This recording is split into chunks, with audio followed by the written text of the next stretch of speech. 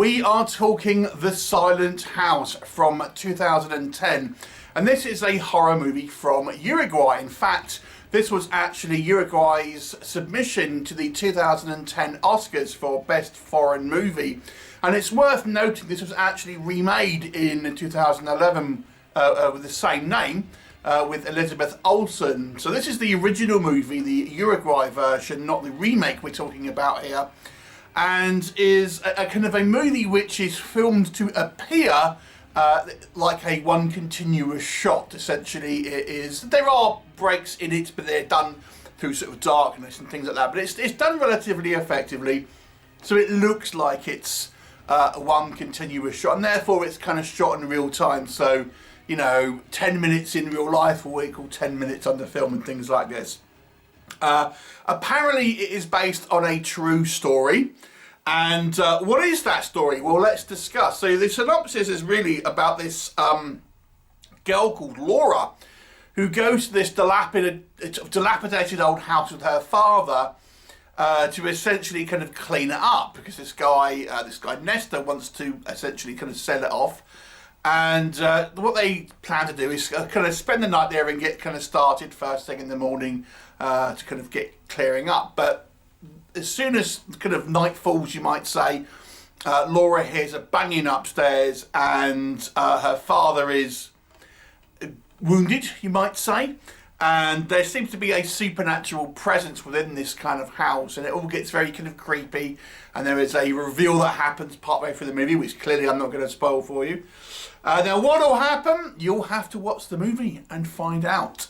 So let's discuss what I think works in this movie. Now, I will say this is obviously a movie from Uruguay, so it's spoken in Spanish, but there's not masses of dialogue in it. So if you're not a fan of foreign language movies because you don't like subtitles, there's not a huge amount, because a lot of the time it's actually Laura on her own within this kind of house, so there's not really a lot of dialogue in the movie. It's kind of top and tailed with some, but there's not a huge amount. So what works in this movie? Now, this was a low budget movie. The reported budget was around $6,000, so it's not a high budget movie.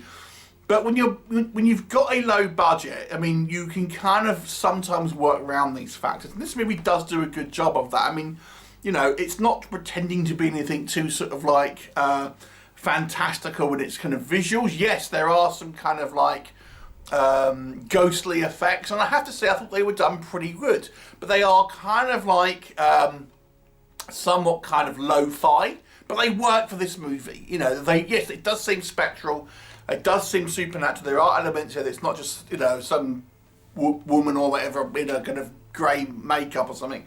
They work well for the film.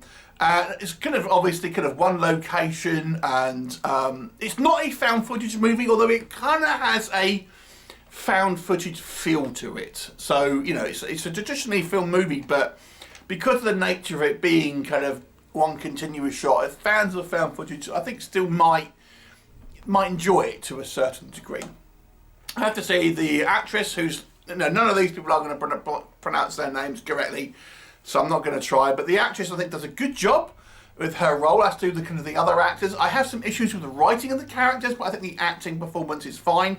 What this movie really excels in, however, is a very kind of creepy atmosphere. I mean, it's called The Silent House because there's long periods where you've just got this kind of ambient kind of sound and things like that. So it's quite creepy. The movie isn't afraid to kind of use the kind of like the darkness and elements of light to its advantage as well. So I have to say, I think the actual cinematography side of stuff, although clearly obviously on the low budget, it's worked well. And this is a good example of a movie working within its restraints to still, you know, provide a well-made movie. So on the technical level, I don't really have any faults with it. Even when we get into the credits, I think the credits have these kind of accompanying images that what I think will give more context to the film as a whole, is all I'll say. The reveal is interesting, but not completely kind of unexpected. I was kind of thinking it'd be something along the lines of this. but nonetheless, it's still a, you know, a reasonable kind of reveal when we kind of, you know, find out what the kind of the cause of all this kind of mayhem might be. Let's just say this house may have been the site of some shenanigans. So what doesn't work for me? So two things really. I think the nature of this film being shot in real time means there are elements here that, and sequences that do drag. It's not a long film, it's only around 80 minutes. But nonetheless, I do feel that it ends up being a little dull. I mean, there's a saying, if it doesn't need to be shown on screen, then don't show it. But when you have a continuous shot and it's all shot in real time, you are filming all of the kind of the non-events, so to speak, as well. So it does end up becoming a little bit dull at times. Yes, there's some good atmosphere building on the to kind of like offset that. But there are times here where, you know, you feel like you're more watching the same scene kind of over and over again.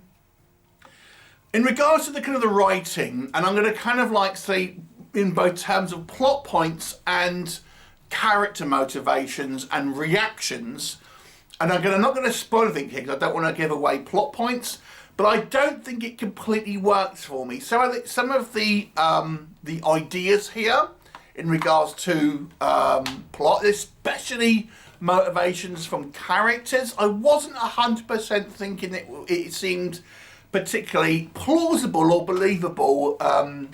Again, I don't want to spoil anything for you, but when we see characters either non-react or not really react in a particular way, not trying to explain things, or why people would do things to begin with, and you know, even kind of where there's kind of clear plot points in the movie, like physical things that you'll see in the movie, thinking, why would that be there? You know, yeah, that's all I'll kind of say. And the only other thing I would say as well with this film is, I think it doesn't really use the music to its advantage. I think there's like musical cues here that I actually think undercut some of the atmosphere. It's a little bit too like signposting, where there's going to be something sort of scary happening, and I think obviously the music is meant to be there to kind of accent the kind of the spookiness, but I actually think it kind of almost is like a roadmap telling you where there's kind of going to be something kind of supernatural sort of going on. So, you know, it's a well-made movie. There's not a lot to it, and I don't think it's completely worked in regard to the kind of the script level. And yeah, it's maybe a little dull for some, but it's a well-made film for what it is. You know, and there are some sort of spooky moments coupled with some good atmosphere and decent performances. But overall, it ends up being a kind of like an average movie. I don't think it's a particularly kind of memorable film. Now, obviously, there was the decision was made to kind of remake this a year later, an American remake, but I've not seen that one. I've only seen the original. So it is a 5 out of 10. Have you seen it? What did you think of it? Leave me a comment, and I'll look forward to seeing you next time. Bye for now.